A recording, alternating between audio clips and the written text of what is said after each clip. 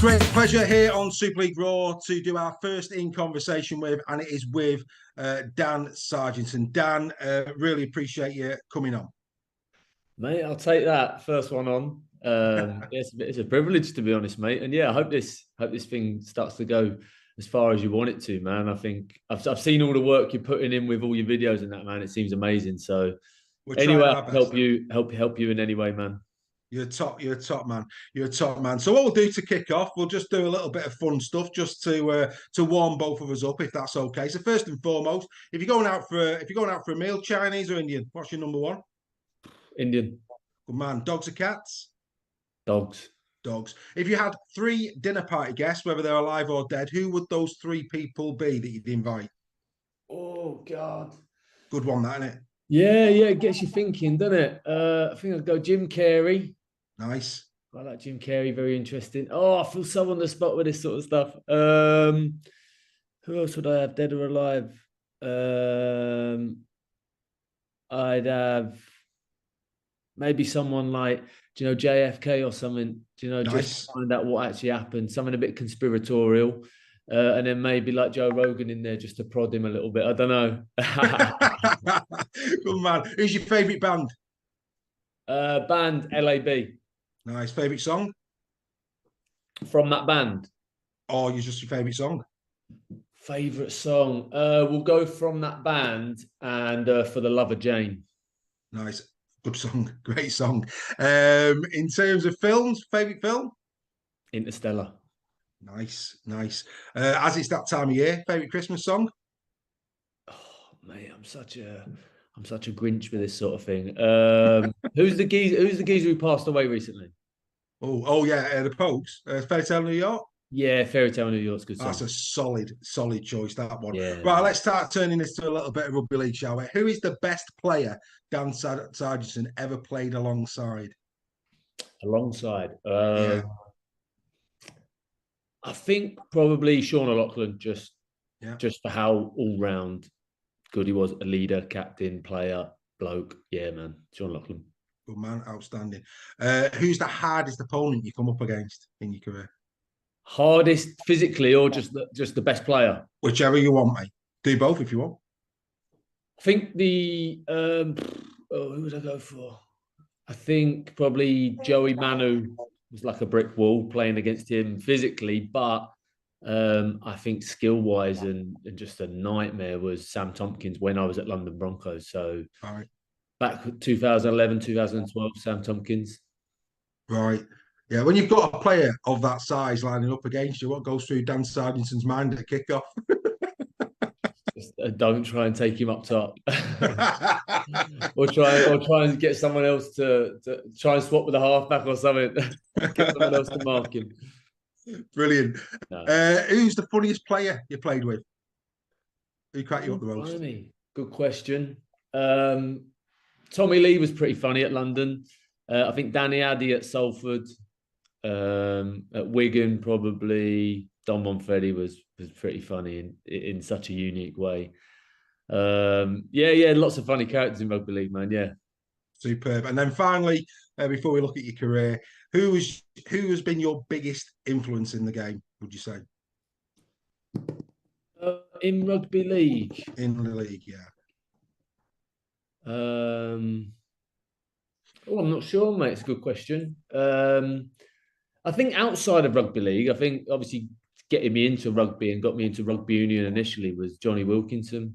Oh, okay. I used to watch so many videos on Johnny and wanted to kick like him. Wanted to, obviously, when he won the World Cup, he dropped goal. I was like, wow, okay, he was someone I really looked up to. So I think Johnny, within rugby league, mate, I'm not entirely sure.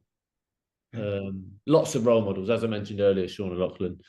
Loads of sort of role models within that, but I'll go for Johnny Wilkinson if I can. Yeah, mate. It's your mate. No, I've got one. I'm forgetting that. When I first got into league, I got obsessed with Benji Marshall. But like, oh mate, I used to watch that. I think it's like a 12, 14-minute video on YouTube of him just stepping everyone, like no look passes round the back, all that sort of stuff. I think when I first started to take rugby league seriously, I think it was Benji Marshall, to be honest. That I got pretty obsessed in a normal way. A couple of the kids might not know Benji, but I think those of us who've been around a bit. Oh I think yeah, I think get you on call YouTube, lads. Get on YouTube and watch Benji spot Marshall on. footwork or highlights. Oh Master of his craft, I think, is what yeah, you would man, definitely. say on that. Right. For again, there'll be people out there who don't know Dan Sarginson that well, and of course, Dan Sarginson was born in Australia, yet represented England. So some people might be surprised by that. Just very quickly, heritage in terms of your heritage, what qualified you for England? Just walk us through that. So my mum, well, my mum pretty much brought us up. I was born in Australia, lived in Australia till I was 2 or 3 years old. My dad was actually from New Zealand, so Australia. I've got a New Zealand passport, England passport, but not actually an Australian one. So Right. yeah, mum's English, grandma and grandpa who helped bring me up. I class myself as English, Yeah. and yeah, I haven't really tapped into too much of the New Zealand side of things yet. But yeah, mostly English, mate, through the mum's side. Good man, outstanding. So yeah, I mean, let's go right back to the beginning then. Let's start there in terms of you, a young Dan Sargent, of course, at some point rugby league touched your life that led to your becoming a professional. So just walk us through those early years, how you come across rugby league, how you found that you had a talent for it, and just walk us through that. Yeah, cool. Okay, so I played rugby union from the age of 4. Me and my two brothers, we just we played rugby from such a young age. Like dad wanted us to play rugby, and our dad wasn't in our life. So my mum, fair play, used to take us down and play rugby, and I'd run the wrong way. I'd be crying. I'd be scoring for the other team. I'd be throwing tantrums. I don't want to play. I don't want to play. But started to get to an age where I got a bit better at it. To be fair, obviously played it from such a young age, so I had all the core skills, I suppose, and understood the game quite a bit. So yeah, really started to enjoy it, mate. And then a guy called Callum Irvin, who was such an amazing guy, came down from St Helens.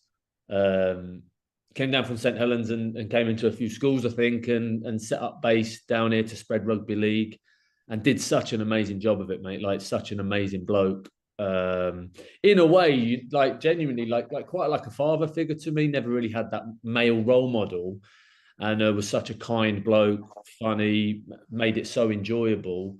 That quite a few of us went down there, and there were some good players. He got from the schools and took down there. Kieran Dixon was a year above me at school, who Callum got down to Hemel Stags, and so we were introduced to rugby league that way. And I just started to enjoy it a lot more. And nothing at all against rugby union or people within rugby union, but I was quite working class, and I suppose I was quite a rough kid growing up, and I could just relate more to the kind of working class element of rugby league and connected with them people a lot more. I remember rocking up to like Saracens Academy training at 14, 15, 16, whatever age, and everyone in their Range Rovers and whatever. And my mum was in a little Ford Fiesta, and it was like a beat up little car and that. And I just remember thinking, oh, I don't really fit in here. I don't like, some of the lads wouldn't talk to me, and because they'd look down on me a little bit. And again, nothing bad. I was probably a rough little kid, but yeah, Miles more suited to rugby league. Just enjoyed it a lot more, mate. The players I was playing with, the coaches I could relate to a lot more, and probably more suited to the game. I was very fit. I was always fit. I was quite determined on always working on my fitness. And I suppose rugby union, you can be a lot bigger and a little less fit. So I was quite suited to the game, I think, alongside Callum Irvin, as I mentioned, Yeah. who helped us to kind of fall in love with the game, essentially. Superb. And I think what you probably discovered, I think we all discovered this, whether we're supporters or whether we're players, coaches, whatever. Rugby league is a community within the community, isn't it? I mean, once you're in rugby league, there's a special vibe about it, isn't there? Yeah, 100%, man, 100%. Yeah, and I suppose fast forward in a long time and taking it straight up to where I was at Wigan. Obviously, we'll go back and whatever if you Yeah. want. Yeah. Just on that community stuff, man. Like when I lost my little brother, the support was just unbelievable, man. Yeah. Like I know you shouldn't really read into some of the message, but it really touches you. Some of the but because ultimately everyone's been through something similar in some regards. We'll all lose people within life, and it was so nice just to see that support and people from different clubs. They're just human beings at the end of the day, aren't they? I Yes. suppose they wear a Yeah. different shirt, but we're all human beings, and And so, yeah, I really felt into that connection there, and the team was amazing for me. And it made me realise at that point, do you know when you don't realise what you got until something happens? Yeah. Didn't really realise how much it was a big community until something so tragic happened to me. So I couldn't agree with you more, mate. I think if it came down to it, I think every team would take off their shirt and kind of has that common love for the game, don't they? They do, and of course that's highlighted at the moment with what's going on with Rob Burrow and Kev Sinfield and what they've achieved collectively. Yeah. Knighthood should be following, hopefully. But yeah, absolutely incredible. And it's interesting because you talk about community. It was quite funny because last season when the Burrow shirt, the number 7 down the middle that his kids designed, obviously I'm a Warrington fan. I bought that shirt. Yeah. It didn't feel right wearing a Leeds Rhino shirt, so I actually embroidered a Warrington badge on it as well. So I put a Warrington badge in the middle, and it's quite funny when Leeds came to the Halliwell that season. I wore it, and there was a lot of people looking at me like strange, and quite a few people came on and what's the shirt about? And I just said one word: it's called respect. Yeah, It's it's called bigger than the respect. game. Something Yeah, like that's bigger than the game, mate. And yeah, yeah, like I come to realize towards the back of my career, there was a lot of things that were bigger than the game. The game's yeah, amazing, the game's brilliant, but at one point, the game was my life. yeah. It was my everything. It was my identity, as I speak about sometimes. And you just realize that life, like we have this amazing opportunity to come here and explore and do whatever, and the game's a lovely part of that, but it's not the be all and end all. And something like what's happening with Rob Burrows really highlights that. And shows that human connection about how we can all feel into that and understand what his family and friends and himself are going through. Like, oh, it pulls on anyone's heartstrings. I know people who don't even know rugby league who are so invested in it Yeah. and raising money, and it's just like you said, it's amazing to see everyone coming together, man. Happy days. So am I right in thinking it was Hemel Stags that you played for? Emil Staggs, mate. Yeah, Yeah, and was that the last amateur side you played for prior to joining London? And was it Harlequins of London at that it was point? Harlequins at the time, mate. Yeah, it was Right, Harlequins. So yeah, it was the last team I played for, I suppose. right. I can't actually remember that transition, but I remember juggling, as I mentioned earlier, I remember juggling the rugby union, the Saracens Academy stuff, and some of the county stuff with rugby union. I remember balancing a lot of that with the rugby league stuff, but it really came to a point where I had to choose one or the other. And I suppose I was getting to an age where I couldn't play rugby 7 days a week. I started to having to recover. You're invincible when you're young, aren't you? So Yeah, I started to actually have to plan when I was going to try and recover and yeah, probably still did that a lot later on than when I should, but was just enjoying playing both codes, to be fair, mate. And just yeah. and I was and at that age I was really enjoying playing rugby and expressing myself through that and being good at something. Essentially, I was quite good at it, and I mean we all know what it's like to be good at something, isn't it? It's like there's an Yeah. element of pride that comes with that. So yeah, I suppose that's why I enjoyed it a lot at that age. Do you remember your debut for Harlequins? Remember who Yeah, you were playing?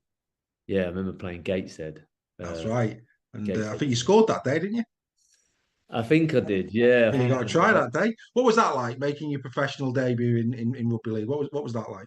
Scary, man. So scary. And then thinking, oh, it's only because we played Gateshead. Like I never really believed in myself. So even at that young age, I was like, I was always playing up year groups. I probably will get the year groups wrong. Someone might correct me, but for example, I was maybe 14 playing under 16s. And then when I turned 16 and could finally play with people my own age, I'd get sent up to under 18s and then obviously debuted when I was 17.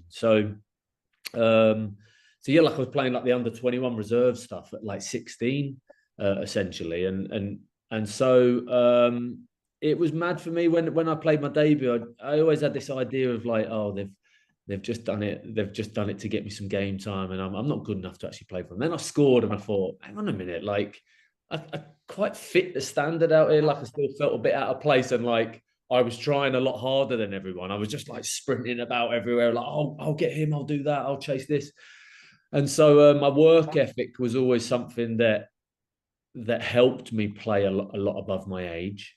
I still wouldn't. Some people say I was, but I still wouldn't say like skill wise or being able to read the game that I really should have been playing at that level above where I was. But my work ethic was just mad, mate. My work ethic, when I mentioned the fitness, I mentioned how much I was training out. Like I used to do SAQ ladders in my garden, mate. I used to watch like a Benji Marshall video, watch how he was like stepping off his left foot.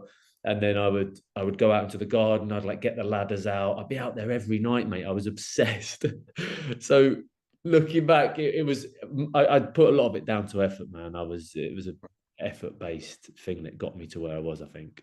Well, effort paid off because I think 3 seasons at London, and then the cherry and whites of the pie eaters, as I affectionately call them, came a knocking. And let's be fair, for somebody who's been down south playing rugby league for and they've had a great couple of seasons under Matt Pete the last 2 seasons. To have Wigan Warriors come knocking, probably only really rivaled by Saints and Leeds, really, in terms of where they are currently in the stature of the game.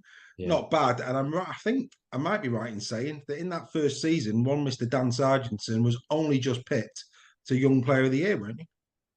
Yeah, it was actually. It's something I forget about, actually. Daryl Clark was smashing it back then. Daryl Clark was at Cass, running their left 2 or 3 times a week.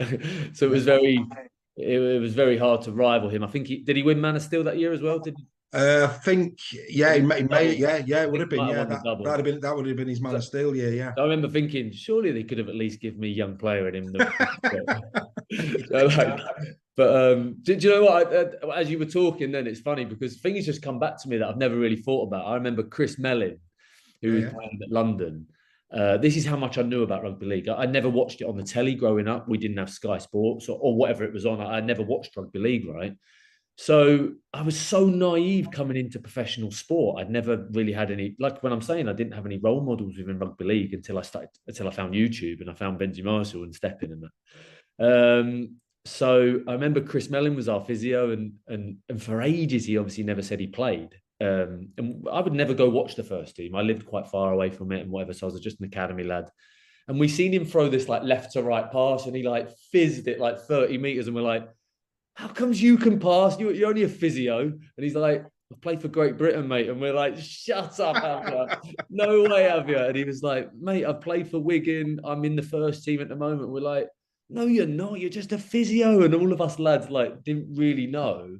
Because in London, mate, rugby league's not big at all. Like, so we didn't grow up with these role models, didn't grow up watching them on the telly. And so even Chris, this whole idea of Chris Mellin as the physio, fizzing this pass, we were like, what? So I suppose that was my kind of wake-up call to like I should read up a lot more. I should try and watch a little bit more. And even when Wigan come in, mate, I knew they were an amazing team because they'd batter us 50-60-0 every time we played. But I didn't understand the history. I didn't understand the heritage. I didn't understand the town. I didn't understand how big it would be, like going there and not everyone, but a large percentage of people knowing who I was quite crazy, man. Yeah, it was quite crazy as a little 21-year-old, I think, just bombing about. And it was hard not to let my ego kind of grow, if you know what I mean. It's hard to keep yourself rooted to the ground. How did you manage to do that, Dan? Because, like you say, you're in any sport, that notoriety. Let's be fair, you are role models. That's what you are.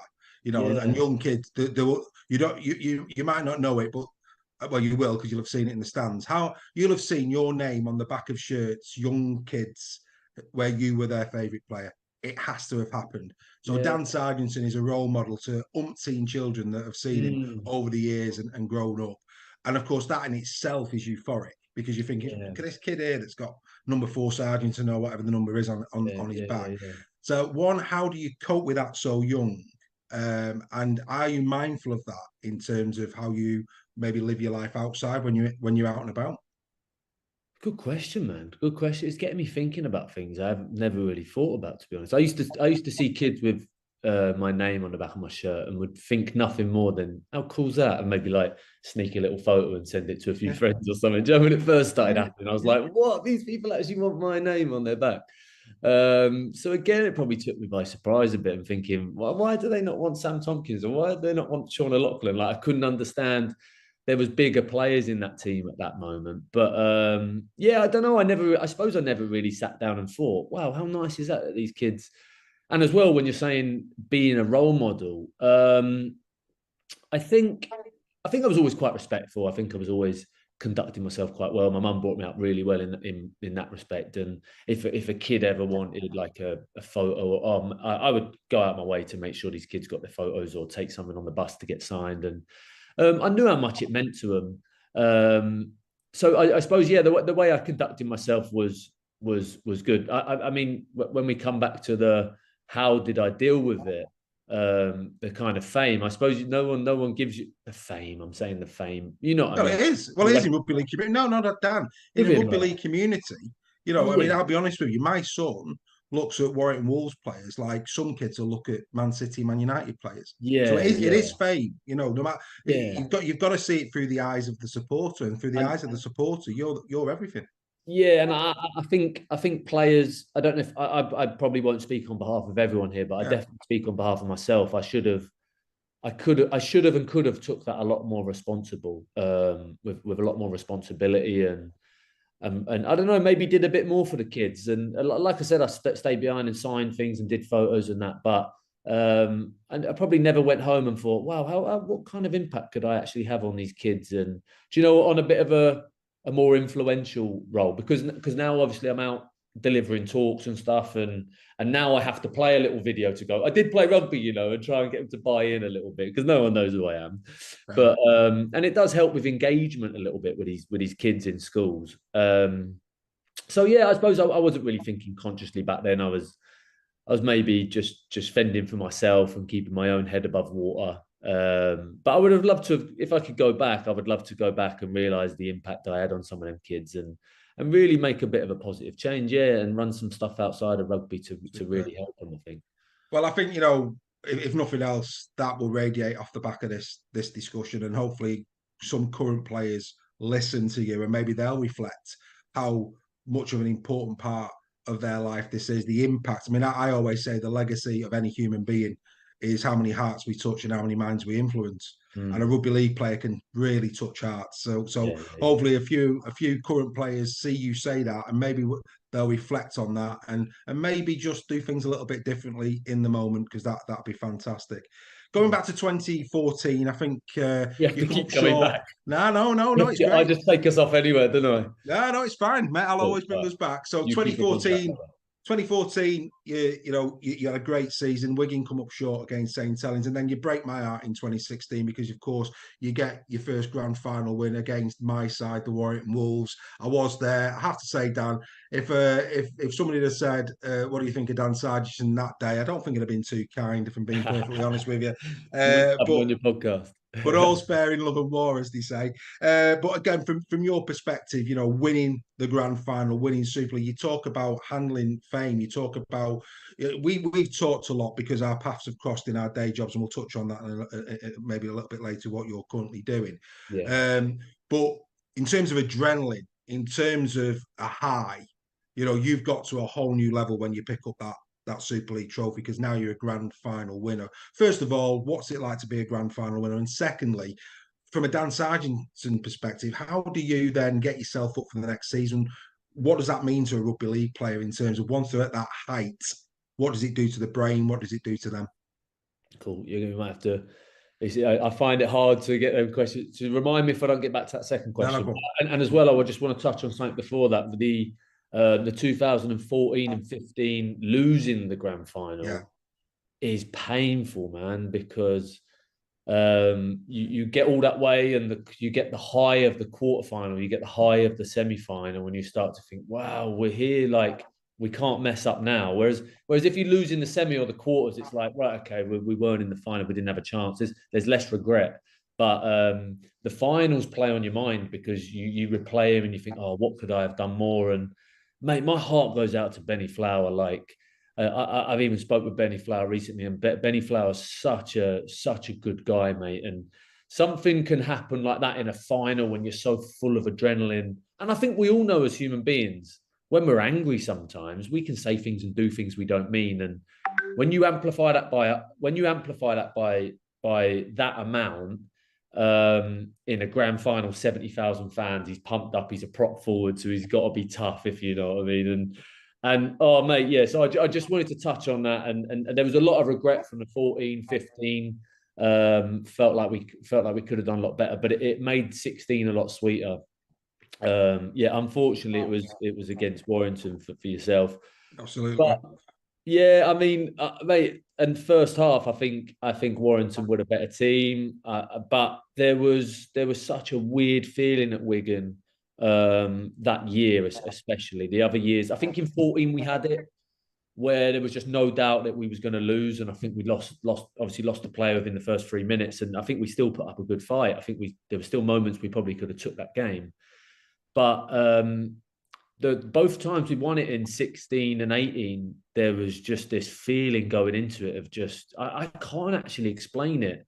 And I remember speaking with any of the other lads, going, "Have you even thought about losing?" And they're like, "No way! Like, I'm just thinking how good it's going to be when we win. Like, I can't see us losing." And there'd been moments in my life where we'd go into games and I'd be like, "Oh, we could lose today. They're good," but we went in with such belief, and that's down to like Sean Wayne, Mark Bitcon, psychologist Mick Farrell. I think they were doing things we weren't even aware of that was building our confidence and how we were playing and how they were wording certain press conferences and all this stuff. I think there was so much going on psychologically where it was just there was literally no cell in my body that thought we were going to lose. And I think so I think we were down at half time. You might completely correct me. You were. What was it? Am I right in saying maybe 16-4 or 12-4? Yeah, something like that. I think that was the season where Joel Monaghan got injured just before half time. And then second half, he came out and Ratchford got injured. He was carrying a knock. I think that was the 14 one, I think. Kurt Gidley playing? Gidley was he? May have been playing in that one. I think Kurt Gidley. Yes, I briefly remember things like this, but obviously I've had a lot of concussions, so my memory's a bit distorted. Anyway, I remember we were down. If we're not, that's embarrassing. But yeah, I remember we were down, and I remember just looking around and thinking, well, we haven't lost this. Like, there was no panic. Sometimes in games you go down and you start to panic, and then that's when things continue to go wrong. But I remember just looking around. You've obviously got the leaders in the team that are just like, there's not a worry in their mind. It's just like, don't worry. Once we get these couple of chances that everyone gets within a game, we've practiced so much more. Our attention to detail is so much better than other teams that will take these opportunities. Oh mate, the self-belief was incredible. It's something that I need to explore a bit more and understand how we got to that stuff. But I think for me, I mean, I'm just correcting myself now. I'm losing track of time. That was long before. That was long after the Breers one. If you remember, Dec Patton in that game at 16 was our best player. He scored a try. In the match. And if you remember, Chris Sandow was at Warrington at the time, and I think they brought him on. He was carrying a knock, but they actually substituted Patton for Sandow. And I think as Warrington fans that day, we were like, "What are we doing?" Because that day, I think that was probably one of Declan Patton's best ever games for Warrington Wolves against you boys that day. Well, I remember. It's mad because you remember it in that sense, and I remember thinking, because I was at fullback. I remember thinking Dec Patton weren't really causing me a threat because I was at fullback. But I remember seeing Chris Sandow coming on, looking round, 70,000 fans going mental. I think there'd been a bit of controversy as to why he weren't playing and that's right. Personal life. Yeah. And I remember just thinking, if he comes on, he's got one of the most horrible spiral bombs in the game. I just remember thinking, if I drop one of these, mate, we could lose this game because I could drop this ball. So that's mad, though. So you were actually, as he comes on, that's where your head's at. Yeah, mate, that's what I'm thinking. I mean, and do you know what? And do you know what you don't think as a fan as well? Maybe it's like, as a fullback, once they get into so if they're within their own half and we pin them back, right? They're never going to put a spiral bomb up. Because there's no point. They're kicking for length, kicking for territory. And as well, when they get within 10, 15 meters, you know it's a grubber. But you know when tackle 4 and tackle 5's landing up around halfway or on your 40, you know there's an 80% chance one of these are coming up, And I'm going, pressure him, get it, like the markers, I'm screaming, going, make sure we don't get it away. Boom, next minute it goes up and I'm like, So did you drop any? No, I didn't drop it. Because I can't remember. Mate, there was and I will remember this, the traumatic experience being under one. and it was smooth and it was swirling. And I remember last minute it dropped like 3 meters short, and I just kind of like skidded and grabbed it. And thinking, wow, let's hope they're not 40 out again within this game. Happy days. Well, Oh, look, man, yeah. I mean, it's mad that I think your two grand finals both came against us because 18 was us as well. But we'll get to that in a sec because between your two grand finals, you go to Australia, don't you? You go and play for it was Gold Coast? Was it Gold Coast? Times, mate. Yeah, Gold Coast Times. Yeah, Gold Coast. Yeah, And I think you were there for 2 seasons. I know injury cut it short. yeah. I don't think you played many times over there, did you? One season I did, mate. One season. Did you? Yeah, I was signed for two. Went out there. I was struggling a lot at that point. That's kind of where I got to, where I thought that was going to make me happy. I thought living in the sun. I thought living with my mates. Thought that was going to make me happy. I think I went out there as well, and mate, it sounds maybe people don't know this injury, but my patella tendon was just at the worst it had ever been during my career. So basically, it was on my left knee, and it was probably from stepping off my left foot. This force that I was kind of Blame Benji Marshall, mate. Blame Benji. I know. I'll invoice him. I'll invoice him for the surgery I need on it now. But yeah, mate, I got there and I couldn't really step. I couldn't really do anything. It was a big part of my game to try and beat the fence. I weren't running over people. I weren't doing that sort of thing. So I went out there, and that was quite a lot of added stress for me because I went over there. I couldn't train on the hard ground because of my patella tendon. So I had 6 weeks out. They were trying everything to get it right. Then kind of round one, or whenever I first played my first game, I think it was round one. They wanted me out there because they'd paid a bit of money to get me out there and whatever. So the fans were expecting stuff. They were like, "Will you be ready?" I'm like, "Not really. I've barely trained and still can't step off this left foot and that." So yeah, I was kind of a shell of what I was over here. That eats me up a little bit because there was nothing really I could do about it.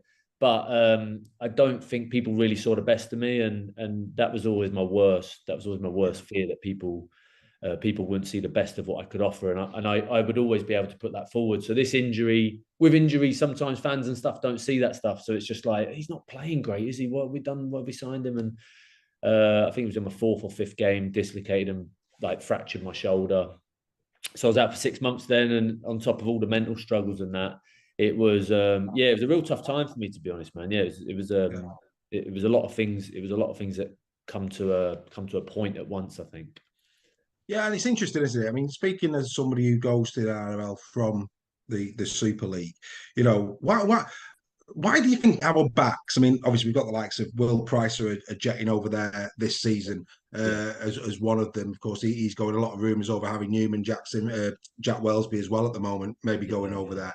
Yeah. But historically, the backs. I mean, Sam Tompkins, somebody that you've raved about during this discussion, goes to New Zealand Warriors. They didn't really get the Sam Tompkins that's lit up Super League for all these seasons. Yet the prop forwards that go over, the likes of Moz, obviously Sam Burgess, Thompson, even the hookers in Hodgson and what have you, they seem to settle well in the NRL. I mean, Oliver Gildart's a great example. I mean, Oliver Gildart, great pro, brilliant over here in Super League, goes over to the NRL. He's took from pillar to post in certain different teams, doesn't get utilised, ends up coming home.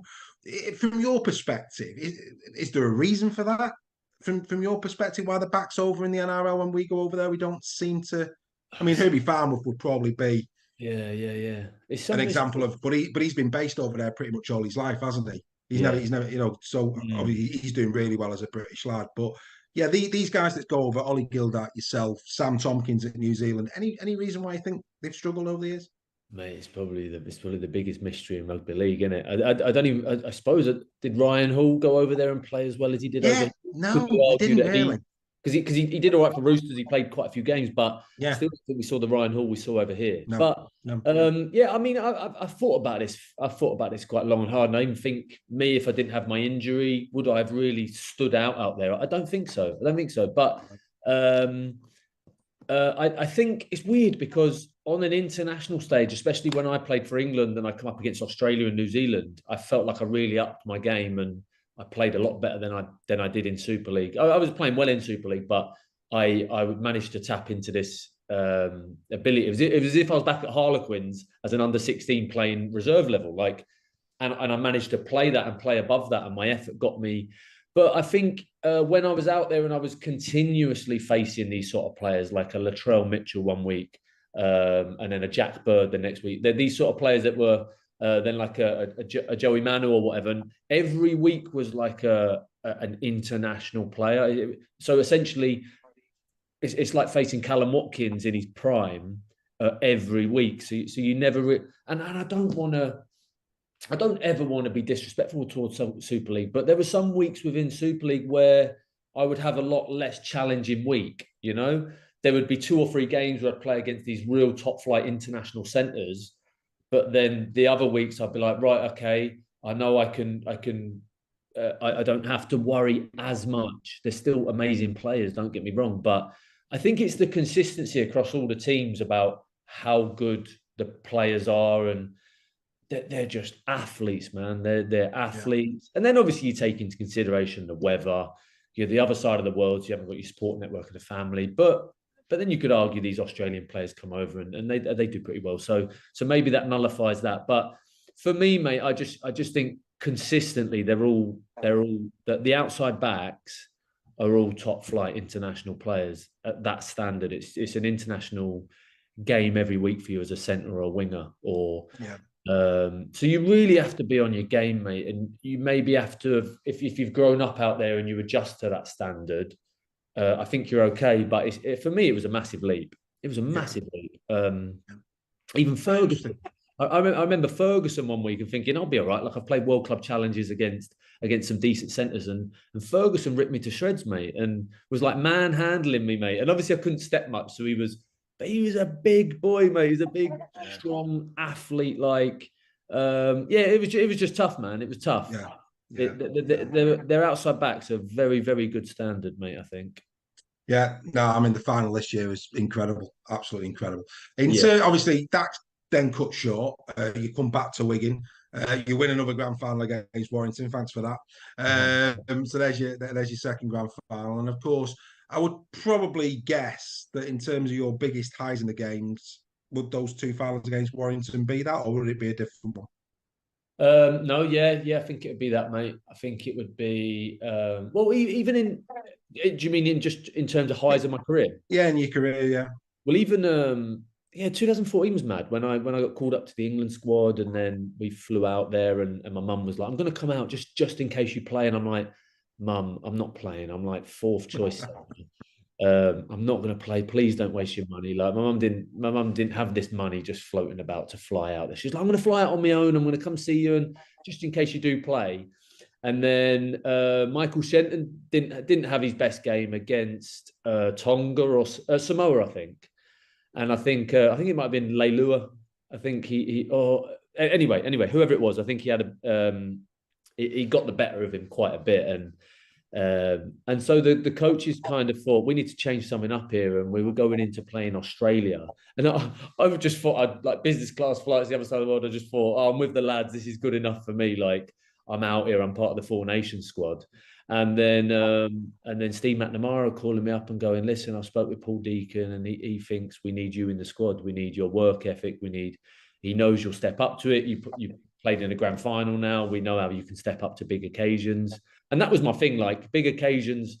I knew I could step up to him. So I knew once he put his faith in me, I'd be all right. But that was amazing, man. That was amazing. I don't even know if I've got off topic with a question. No, it's brilliant. So did your mum go over as well? Did she go over? So sorry, that's where I was going a bit. So my mum went over, and then Steve McNamara calling me up and saying I was going to play that.